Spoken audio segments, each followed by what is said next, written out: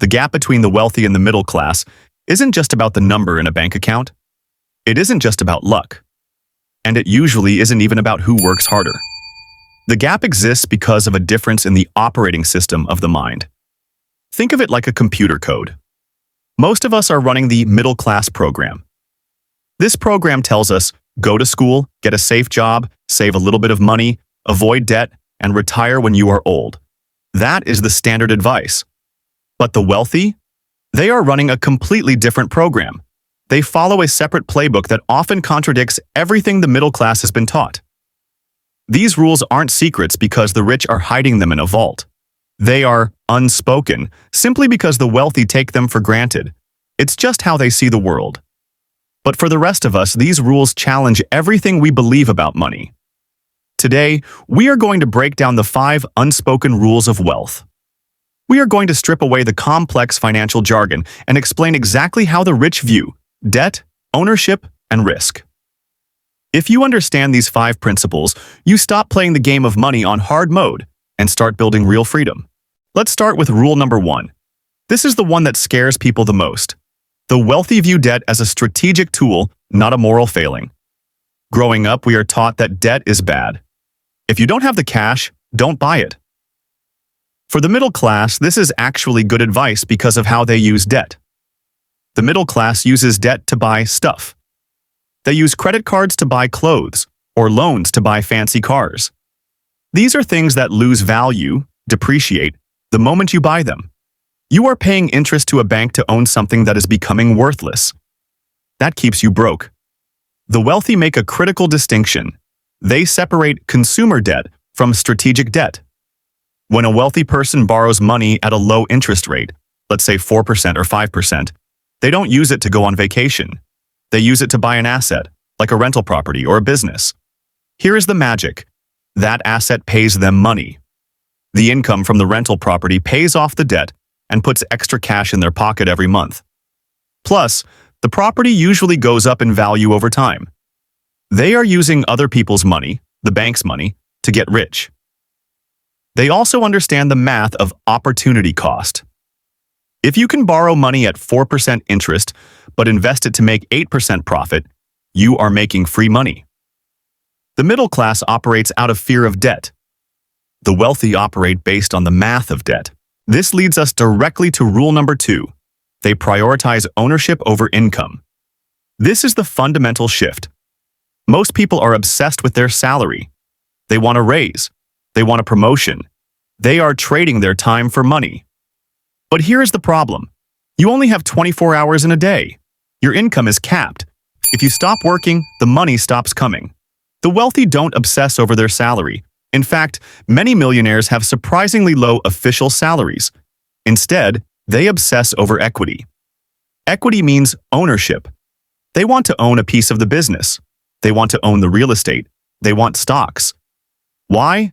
Because assets work while you sleep. Assets grow without you needing to be there. The middle-class path is linear.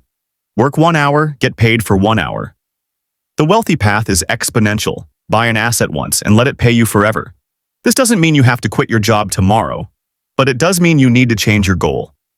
Instead of using your extra money to upgrade your lifestyle, a bigger TV, a newer car, use that money to buy ownership. Every dollar you spend on stuff is gone forever. Every dollar you spend on ownership is an employee working for you for the rest of your life. Rule number 3 is about how money leaves your pocket. They spend aggressively on asymmetric opportunities. We often hear stories about the frugal millionaire who clips coupons and drives a 20-year-old car. And while wealthy people usually hate wasting money on stupid things, they are actually incredibly aggressive spenders when it matters. The middle class is often penny-wise and pound-foolish. They will save $5 on coffee, but ignore an opportunity to learn a skill that could make them $10,000. The wealthy look for asymmetric opportunities. This is a fancy way of saying, the risk is small, but the reward is huge. For example, paying $5,000 to join a mastermind group or attend a high-level conference. To a middle-class mindset, that sounds like a waste of money. I could buy a used car for that. But the wealthy person knows that if they meet one right person in that room, or learn one new strategy, It could make them $100,000 or $1 million back. They invest in specialized knowledge. They invest in relationships. They bet on themselves. The middle class sees spending as money lost. The wealthy see spending on themselves as planting seeds for a massive harvest. They are willing to pay for speed and access. Rule number 4 is where the psychology really changes. They normalize volatility as opportunity. Volatility just means the market going up and down. When the economy crashes, or the stock market drops 20%, what does the middle class do? They panic. They see their savings dropping, they get scared, and they sell. They try to save what's left. This guarantees they lose money. The wealthy have a completely opposite reaction. They view panic as a for sale sign. They keep cash ready specifically for these moments. When everyone else is selling, they are buying. They understand that wealth is transferred from the impatient to the patient during a crisis. Warren Buffett famously said, "Be fearful when others are greedy, and greedy when others are fearful." It is easy to say, but hard to do. It requires emotional control. You have to train your brain to see a market crash not as a disaster, but as a Black Friday sale for assets. If your favorite store had a 50% off sale, you would rush in to buy. The wealthy treat the stock market and real estate the exact same way. Finally, rule number 5. They optimize for optionality over stability. We are taught to crave job security. We want that steady paycheck from one employer. We think that is safe. But think about it. If you have one job, one boss, and one source of income, you are only one bad meeting away from zero income. That isn't security, that is fragility. You have a single point of failure. The wealthy build what is called optionality. They don't want to rely on one person or one company. They build multiple streams of income. They have a business. They have some rental income. They have dividends from stocks. They have side consulting gigs. It looks chaotic, but it is actually much safer. If one industry crashes, they have 3 others. If one stream dries up, they don't starve. The middle class mistakes consistency for safety. The wealthy know that true safety comes from having options.